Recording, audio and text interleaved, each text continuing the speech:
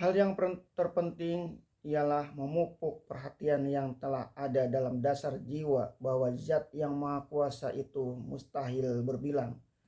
Adapun tentang pemakaian bahasa terhadapnya dengan nama apa dia mesti disebut, terserahlah pada perkembangan bahasa itu sendiri. Selain dari pemakaian bahasa Melayu tentang Tuhan itu, sebagian bangsa kita pun memakai juga kata lain untuk Allah itu. Dalam bahasa Jawa terhadap Tuhan disebut Gusti Allah. Padahal dalam bahasa Melayu Banjar, Gusti adalah gelar bangsawan. Demikian juga kata pangeran untuk Allah dalam bahasa Sunda. Padahal di daerah lain pangeran adalah gelar orang bangsawan atau anak raja. Dalam bahasa Bugis dan Makassar disebut Oan Allah Ta'ala. Padahal kepada raja atau orang tua yang dihormati mereka mengucapkan Oan juga. Orang Hindu Bali meskipun menyembah berbagai berhala, mereka tetap percaya kepada Sang Hyang Widi, artinya Yang Maha Esa. Percayaan agama Hindu pun sampai pada puncak tertinggi, yaitu Sang Hyang Tunggal. Lantaran itu dapatlah dipahami bahwa keterangan Raqib al-Isfahani yang menyatakan Allah itu berasal dari kata al-ilah yang berarti Tuhan itu. Adanya kata al-ilah membuktikan bahwa kepercayaan tentang adanya Tuhan telah tumbuh sejak manusia berakal, dan timbulnya kata Allah membuktikan bahwa pikiran manusia pun akhirnya sampai kepada bahwa Tuhan yang Maha Esa, Tuhan yang Maha Kuasa itu hanya satu. Maka kedatangan agama Islam ialah menuntun dan menjelaskan bahwa dia memang satu adanya. Setelah itu diiringkanlah menyebut nama Allah itu dengan menyebut sifatnya, yaitu Ar-Rahman dan Ar-Rahim. Kedua nama sifat itu adalah dari satu rumpun, yaitu rahmat yang berarti murah, kasih sayang, cinta, santun, dan perlindungan. Apa sebab kedua sifat itu yang terlebih dahulu dijelaskan sebelum menyebut sifat-sifatnya yang lain?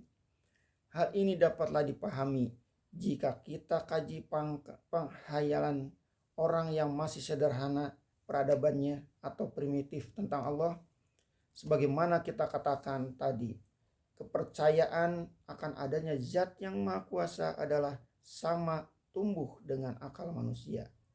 Akan tetapi sebagian besar mereka menggambarkan Tuhan itu sebagai sesuatu yang amat ditakuti atau menakutkan, seram dan kejam, yang orang terpaksa memujanya karena akan murkanya.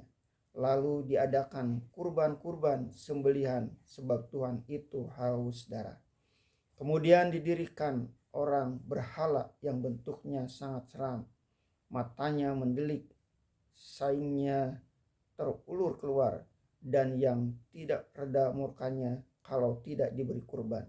Maka ketika bacaan dimulai dengan menyebut nama Allah dengan kedua sifatnya yang Ar-Rahman dan Rahim, mulailah Nabi Muhammad menentukan perumusan baru dan yang benar tentang Allah. Sifat utama yang terlebih diketahui dan dirasakan oleh manusia ialah bahwa dia Rahman dan Rahim. Dengan nama Allah, Tuhan yang maha murah, maha sayang kepada hambanya, maka utusannya Muhammad SAW telah menyampaikan seruan ini kepada manusia yang lebih dahulu memengaruhi jiwa ialah bahwa Allah itu pemurah dan penyayang, bukan pembenci dan pendendam, bukan haus pada darah pengorbanan. Dan contoh yang diberikan Nabi itu pulalah yang kita ikuti, yaitu memulai segala pekerjaan dengan nama Allah yang mempunyai beberapa sifat yang mulia, di antaranya ialah Rahman dan Rahim. Maka di dalam bacaan itu tersimpulah suatu pengharapan atau doa, moga-moga apa saja yang kita kerjakan mendapat karunia Rahman dan Rahim dari Allah, dimudahkannya pada hal yang baik, dijauhkan kiranya dari yang buruk. Maka tersebutlah di dalam sebuah hadis Nabi Shallallahu Alaihi Wasallam yang dirawikan oleh Abu Dawud dari Abu Hurairah yang berbunyi, Kulu amrin dibalin la yubda'u bismillahi fahuwa aqta'u, rawahu Abu Dawud an Abu Hurairah. Tiap-tiap pekerjaan yang penting kalau tidak dimulai dengan bismillah, dengan nama Allah, maka pekerjaan itu akan percuma jadinya. Berbagai sebutan hadis tentang ini. Ada yang mengatakan bahwa pekerjaan itu akan azam, artinya akan ditimpa sakit kusta atau lepra. Ada juga hadis mengatakan akto, artinya akan terputus, patah di tengah atau gagal. Dan ada juga menyebut abtar, artinya mandul, tidak membawa hasil yang diharapkan. Semuanya itu dapat disimpulkan menjadi percuma sebab tidak diberi berkat oleh Allah. Maka marilah kita teladan contoh Allah bahwa surah-surahnya